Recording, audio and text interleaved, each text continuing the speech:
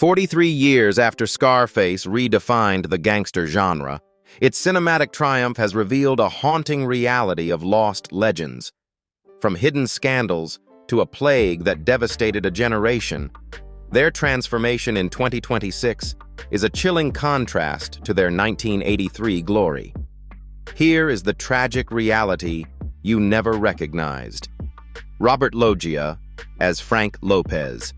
We begin with Robert Loggia, the actor behind Frank Lopez, the powerful boss and mentor figure standing above Tony Montana in Scarface, 1983.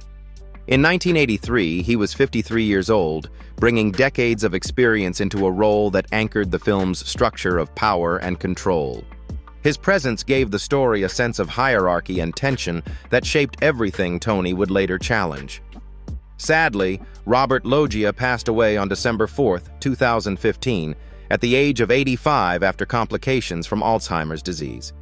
He spent his final years in Brentwood, Los Angeles, where the illness gradually erased his memory and independence. He was laid to rest at Westwood Memorial Park, closing a life that had stretched across more than 60 years in the industry. The most painful chapter of his life didn't come at the end.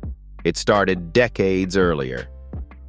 After his series The Cat was canceled in the late 1960s, Loggia fell into a deep personal crisis that lasted nearly 6 years. During that time, his career collapsed. His first marriage ended in divorce in 1981, and he later described the experience as a descent into hell, marked by anxiety, self-doubt, and a complete loss of direction. It wasn't until he met Audrey O'Brien, who later became his second wife in 1982, that he slowly rebuilt his life.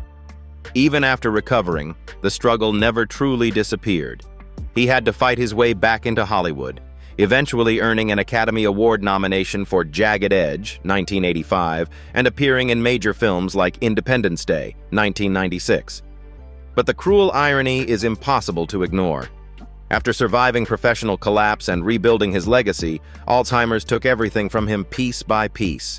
By the time of his death, his net worth was estimated at around $10 million. But the man who once commanded every room could no longer even recognize the world around him.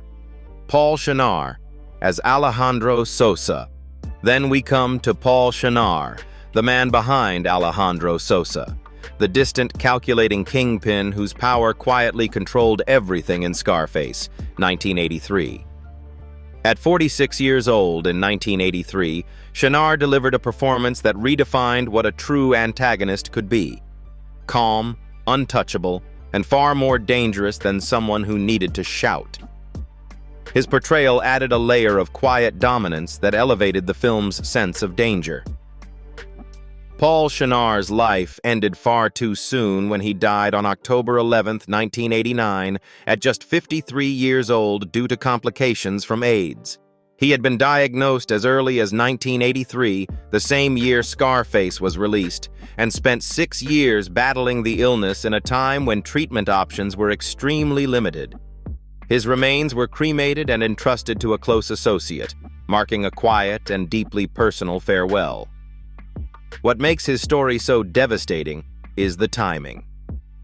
At the peak of his career, while delivering powerful performances in projects like The Secret of NIMH, 1982, and later Raw Deal, 1986, Shenar was already living with a diagnosis that, in the 1980s, carried both a death sentence and severe social stigma. The condition was widely feared and misunderstood, and public acknowledgement often led to isolation within both society and the industry. Shenar continued working while privately enduring the physical decline and emotional toll that came with it. And this is where it becomes truly heartbreaking. He had once been a respected stage actor, performing over 40 roles with the American Conservatory Theater, including Hamlet and Oedipus Rex. Yet his passing in 1989 came with little of the recognition he deserved. His estimated net worth was around $3 million, but what remains unforgettable is how a man capable of portraying absolute power on screen was, in reality, fighting one of the most feared illnesses of his time, completely alone. Mark Margolis as Shadow.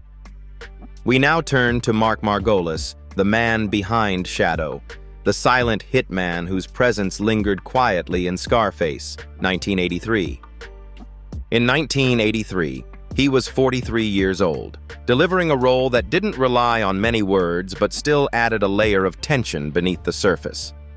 His character may not have dominated the screen, but it reinforced the film's atmosphere of constant danger. Tragically, Mark Margolis passed away on August 3, 2023, at the age of 83 after a short illness in New York City. His death came after more than 6 decades in the industry, ending a career that stretched from stage to television and film. In his later years, he remained active and widely recognized, especially for his Emmy-nominated role as Hector Salamanca in Breaking Bad, a performance that introduced him to an entirely new generation. The most difficult part of his journey wasn't scandal, it was survival. In the early years, Margolis struggled financially for a long time, taking on multiple side jobs just to support his family while chasing acting opportunities in New York. Despite training under Stella Adler and Lee Strasberg, success didn't come quickly. For years, he worked through over 50 off-Broadway productions, often with little recognition or financial stability, before slowly gaining traction in film with roles like Pi, 1998, and Requiem for a Dream, 2000. What makes his story quietly powerful is how long it took for the world to notice him. It wasn't until Breaking Bad, 2009 to 2011, nearly 45 years into his career, that he received an Emmy nomination in 2012, proving that recognition can come painfully late. He remained married to Jacqueline Margolis for over 60 years, a rare stability in Hollywood, and at the time of his passing, his net worth was estimated at around $2.5 million. A man who spent decades in the shadows ultimately became unforgettable, just much later than anyone expected. Miriam Colon as Mama Montana. Next comes Miriam Colon, the actress behind Mama Montana, the strict, unyielding mother who stood as Tony Montana's moral opposition in Scarface, 1983. In 1983, she was 46 years old, bringing emotional weight to a role that grounded the story in family conflict and rejection. Her performance added a sense of reality that contrasted sharply with Tony's violent rise. Sadly, Miriam Colon passed away on March 3, 2017, at the age of 80 in New York City due to complications from a lung infection. Her death followed years of declining health, marking the end of a career that began in the early 1950s and spanned more than 6 decades. She left behind not only a legacy in film and television, but also as the founder of the Puerto Rican Traveling Theater, an institution that opened doors for Latino performers in the United States. The hardest part of her story was not a single tragedy, but a lifetime of barriers. As a Latina actress in mid-20th century Hollywood, she faced constant typecasting and limited opportunities, often being confined to stereotypical roles despite her talent. Even so, she pushed forward, becoming the first Puerto Rican member of the Actors Studio in 1953, and later building her own theater company in New York to create opportunities that didn't exist for her. She appeared in productions like One-Eyed Jacks, 1961, and continued working on stage and screen for decades. And yet, her life was defined by persistence more than recognition. While she earned major honors, including the National Medal of Arts in 2014, much of her influence remained behind the scenes, shaping future generations rather than focusing on personal fame. She experienced personal loss as well, with her first husband, George P. Edgar, passing away in 1976, before she later remarried Fred Val in 1987. At the time of her death, her net worth was estimated at around $5 million, but her true impact can be seen in the paths she created for others in an industry that once refused to see her. Michael P. Moran as Nick the Pig. We move to Michael P. Moran, remembered as Nick the Pig, the rough, loyal enforcer within Tony Montana's circle in Scarface, 1983. In 1983, he was 39 years old, contributing to the film through a grounded, supporting presence that reflected the brutal inner workings of Tony's empire. His character helped reinforce the reality of the street-level world that surrounded the rise to power. Sadly, Michael P. Moran passed away on February 4, 2004, just 4 days before his 60th birthday, after complications from Guillain-Barré syndrome in a New York hospital. The condition, a rare autoimmune disorder, attacks the nervous system and can lead to rapid paralysis and respiratory failure. His death was sudden and deeply painful, marking the end of a career that had largely remained outside the spotlight. The most tragic part of his story lies in how quickly everything collapsed. Guillain-Barré syndrome often develops within days, and in Moran's case, it led to severe physical deterioration in a very short time. A man who had spent decades performing on stage, appearing in off-Broadway productions and earning praise from the New York Times for The Prisoner's Song, 2002, was suddenly stripped of mobility and independence. The illness forced him into a battle his body could not win, and it ended his life before he even reached 60. What makes this even more heartbreaking is how quietly his career unfolded. Despite appearances in films like Ghostbusters 2, 1989, and Carlito's Way, 1993, Moran never reached mainstream fame, instead dedicating himself to theater and writing. He had worked for decades in New York's stage scene, building respect rather than celebrity. At the time of his passing, his net worth was estimated at around $500,000, a modest figure for someone who had given his entire life to the craft. Gino Silva as the Skull. Then we come to Gino Silva, the man behind the skull, the silent assassin who delivered the final, unforgettable moment in Scarface, 1983. In 1983, he was just 35 years old, embodying a role that relied entirely on presence rather than dialogue. His character became one of the most chilling images of the film's ending, leaving a lasting impression without saying a single word.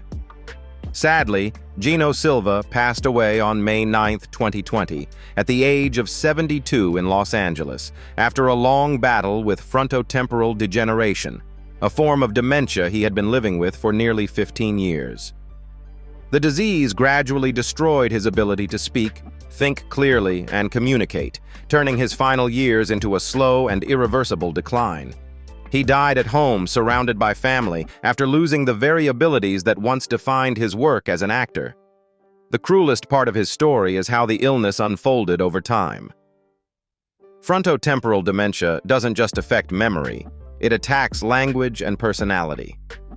Over those 15 years, Silva lost his speech, his emotional expression, and eventually his independence. For an actor whose career depended on communication and presence, this was a devastating transformation. Even as his condition worsened, he had already built a body of work that included films like Mulholland Drive, 2001, and The Lost World: Jurassic Park, 1997. And yet, much like his character in Scarface, his life faded into silence. There were no major headlines during his decline, no dramatic farewell, just a long, quiet battle that few truly saw. He left behind a wife and daughter, along with a legacy tied to one of cinema's most iconic endings. At the time of his death, his net worth was estimated at around $1 million. But the real tragedy lies in how a man known for his presence gradually lost the ability to express himself at all. Al Israel as Hector the Toad. We now shift to Al Israel, the face behind Hector the Toad, the chainsaw-wielding butcher responsible for one of the most brutal scenes in Scarface, 1983. Around 47 years old in 1983, he delivered a performance so disturbing that it became one of the most unforgettable moments in the entire film. That single scene cemented his place in cinematic history, even if his screen time was limited. Sadly, Al Israel passed away on March 16, 2011, at the age of 75 in West Covina, California, though the exact cause of death was never publicly disclosed.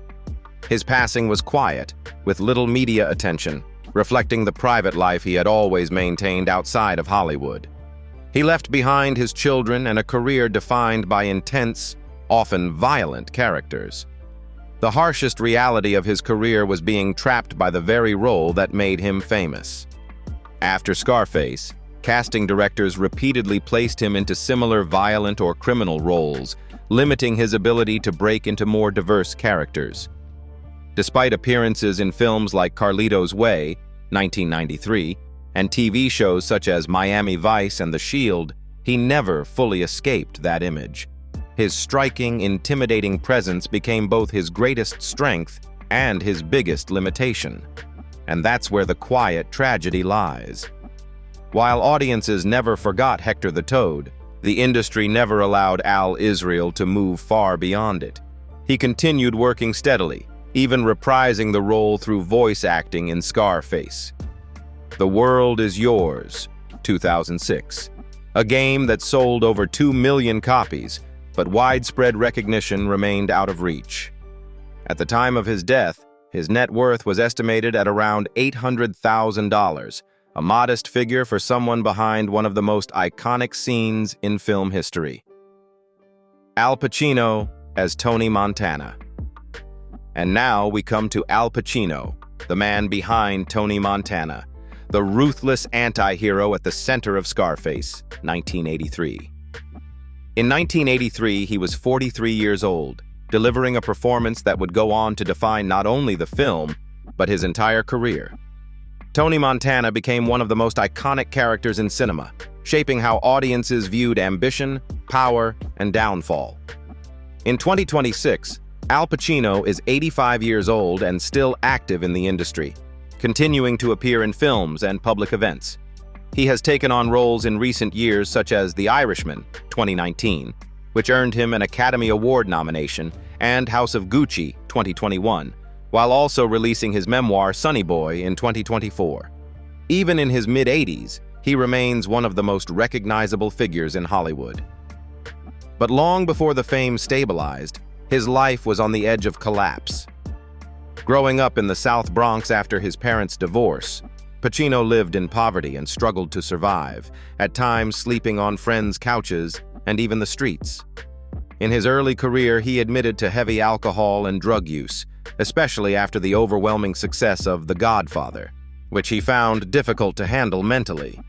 He managed to achieve sobriety in 1977, but the pressure of fame never fully disappeared. And even in later life, the headlines never stopped.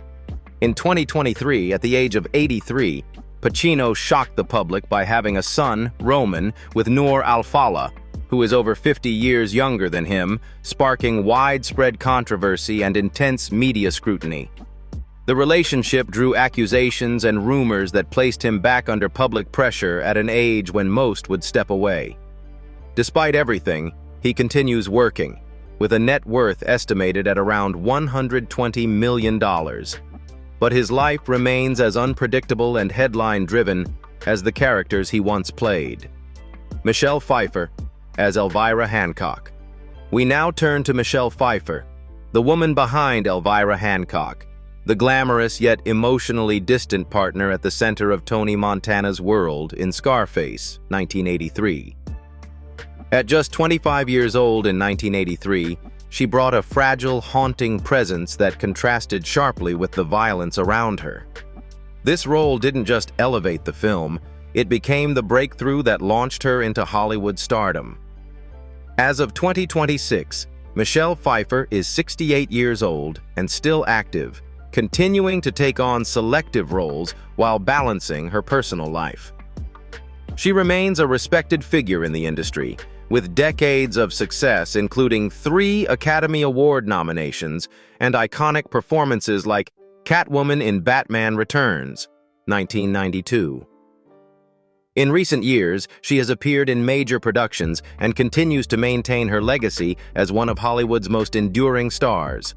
But behind that elegance was a deeply unsettling period that nearly changed everything.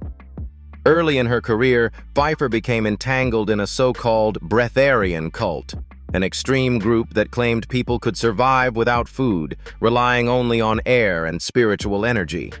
She later admitted she was brainwashed and lost a significant amount of money during that time, while also being controlled psychologically. It took a major film opportunity, Scarface, to pull her away from that environment and back into reality. And even during the filming of Scarface, the pressure was relentless. To maintain the appearance of a cocaine-addicted character, she became extremely thin, barely eating, while working under intense conditions shaped by Brian De Palma's demanding direction and Al Pacino's overpowering energy. That combination left her constantly anxious and physically drained on set. Despite everything, she pushed through and went on to build a career worth an estimated $250 million with her husband, but the early years of her rise were far more fragile and dangerous than most people ever realized.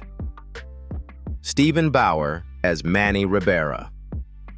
Next comes Steven Bauer, the actor behind Manny Ribera, the loyal best friend and right-hand man who stood beside Tony Montana in Scarface, 1983. In 1983, he was just 26 years old, delivering a performance that brought emotional depth and humanity to the story. Manny wasn't just a side character, he was the heart of Tony's rise and the one loss that truly shattered him. As of 2026, Steven Bauer is 69 years old and continues to work in television and film, appearing in projects like Ray Donovan and reprising roles in crime dramas. His career has remained steady for decades, even if he never fully escaped the shadow of Scarface. He remains active in the industry, maintaining a presence across both major and smaller productions. But his personal life tells a far more chaotic story. Bauer has gone through 4 marriages, including a highly publicized relationship with actress Melanie Griffith from 1981 to 1989, and each ended in divorce. In the early 2000s, he struggled with alcohol and drug addiction, eventually entering rehab in an attempt to regain control of his life. These personal battles repeatedly interrupted his career, preventing him from reaching the level many expected after his breakthrough role. And then came one of the most controversial chapters. In 2014, at the age of 58, Bauer sparked public outrage when he began dating Lyda Loudon, who was only 18 at the time, a 40-year age gap that drew intense criticism and media attention. The relationship placed him under a harsh spotlight, reigniting debates about his personal decisions. Despite everything, he continues working today, with an estimated net worth of around $5 million, but his life off-screen has often been just as turbulent as the world he portrayed on screen. So looking back at Scarface, 1983 versus 2026, cast then and now, how many of these unforgettable faces are no longer with us? And how different are their lives from what we imagined back then? Time didn't just change them. For some, it ended their stories in ways no one expected. If this journey surprised you, don't forget to like, subscribe, and stay with us for more stories behind the legends you thought you knew.